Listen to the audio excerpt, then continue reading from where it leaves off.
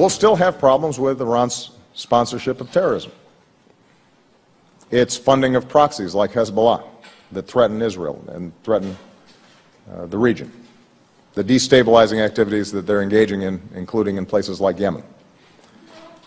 And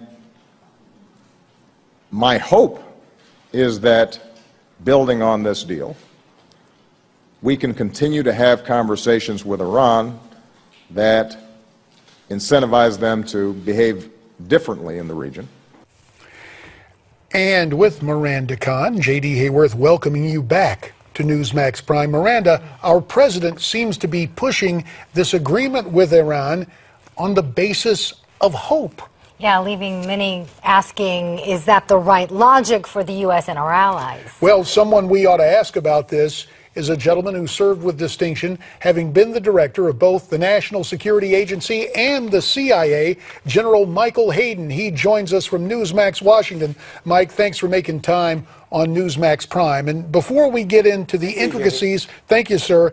We'll get to Iran in a second, but we'd be remiss if we didn't discuss the shooting today in Tennessee at 2 military sites. It's now being called an act of domestic terror. How concerned are you about our servicemen, whether at recruiting center or on bases, being targeted? Well, J.D., unfortunately, we've seen a pattern here, haven't we? We had a drive-by shooting in Little Rock a few years back at an Army recruiting facility.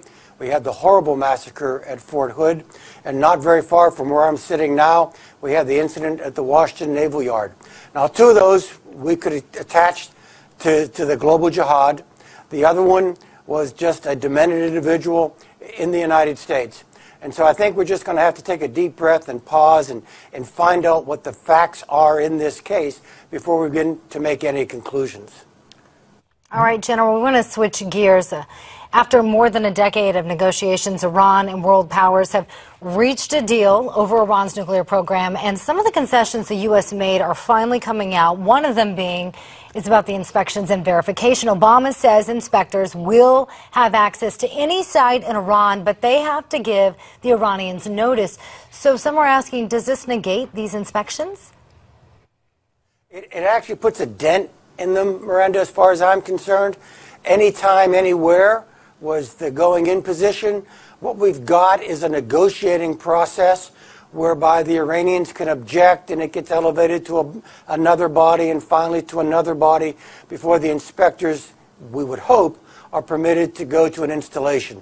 So it's not anytime, anywhere. I'm a bit disappointed, but frankly, Miranda, it could have been worse. At least we held the line that there is a certain time period within which we should fully expect to be able to inspect suspect activity. All that said, though, it's more than a brick shy of a load when it comes to anywhere, anytime. Mike, according to the L.A. Times, a secret U.S. intelligence assessment says that Iran will put most of the $100 billion they'll get when the sanctions are lifted into their economy, not terrorism. But how can we be sure of that? Well, we can't be sure, J.D. And don't forget, most means more than half. Even if we put just a fraction of this windfall into all of these other egregious Iranian activities, it's a very big difference. It's a very high leverage amount that's going into Yemen or Iraq or Syria or support for Hezbollah. I was struck by the piece you had of the president saying that we will still have these other problems with Iran. J.D., I think it's all but certain that we will have more of these problems with Iran because, one, they've gotten resources, and number two, they're no longer the isolated renegade state that they were 72 hours ago. And President Obama, you mentioned, hailed the Iran deal as a great triumph for his administration, but he faces some tough criticism from the families of 4 Americans who are currently being held prisoner in Iran. Take a listen to what President Obama had to say, and we want to get your reaction. If the question is why we did not tie the negotiations to their release, think about the logic that that creates.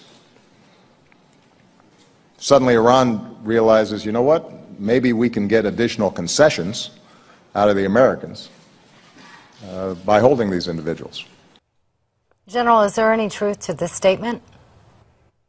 Yeah, actually, I think there is, Miranda, and sadly, it's true, because it does give the Iranians additional leverage. But I think more to the point, it may be even darker than your question suggested.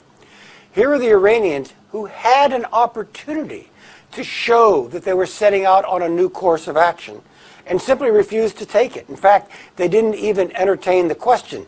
And so you had the president suggesting that he had hope that the Iranians would now change course based upon what happened with regard to these people unjustly being held. And hostages is the right word to describe them.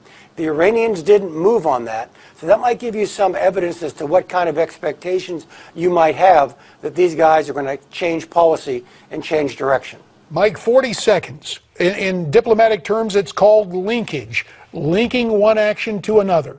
Should we have insisted on getting those prisoners back before striking any type of deal?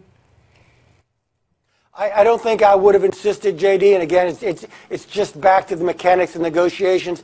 But again, I'm struck, and it should be a lesson learned for all of us, that the Iranians didn't volunteer this in order to show they're taking a new direction. In fact, I think this deal is going to make it more necessary for the United States to be more active in the Middle East to keep the Iranians in check. And on that note, we'll have to end it. General Michael Hayden from Newsmax Washington, sir, you have our thanks. Well, you heard what Mike had to say. Now we want to hear what you have to say. Here's how you can get in touch with us. Email, Facebook, Twitter, or our website, newsmaxtv.com/comments. Stay tuned.